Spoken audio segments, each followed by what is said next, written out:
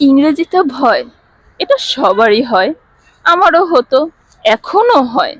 তাই আমি প্রতিদিনই শিখি, প্রতিদিনই একটু একটু করে শিখি। আমাদের কি উচিত?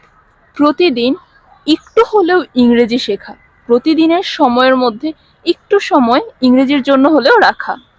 প্রতিদিন আমরা অ্যাটলিস্ট 5টা ওয়ার্ড শিখতে পারি। যদি আমরা প্রতিদিন 5টা করে ওয়ার্ড শিখি তাহলে 30 দিনে হচ্ছে 150টা ওয়ার্ড, এবং 6 মাসে হচ্ছে 900 ওয়ার্ড। 900 ওয়ার্ড মানে বোঝো? 900 ওয়ার্ড যখন তোমার জানা থাকবে তখন তুমি ইংরেজিতে বাক্য তৈরি করতে পারছো, ইংরেজি ভিডিওগুলো বুঝতে পারছো, ইংরেজিতে ফ্লুয়েন্টলি কথা বলতে পারছো। যারা ইংরেজিতে ফ্লুয়েন্টলি কথা বলে তারা কি মনে হয় একদিনেই শিখে? না, তারাও প্রতিদিন শিখেছে, একটু একটু করে প্রতিদিন নিজের মধ্যে জ্ঞান অর্জন করেছে।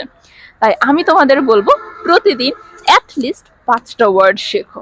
এবার তোমাদের যদি চিন্তা হয় যে আমি কোন জায়গার 5টা ওয়ার্ড কালেক্ট করব, এই নিয়ে যদি তোমরা দ্বিধাদ্বন্দ্বে থাকো, তাহলে আমি তোমাদের বলবো তোমরা আমার ওয়ার্ড মিনিং এর সিরিজটা দেখতে পারো, যেটা আমি ডে আকারে সিরিজ আকারে তোমাদের সামনে নিয়ে আসছি।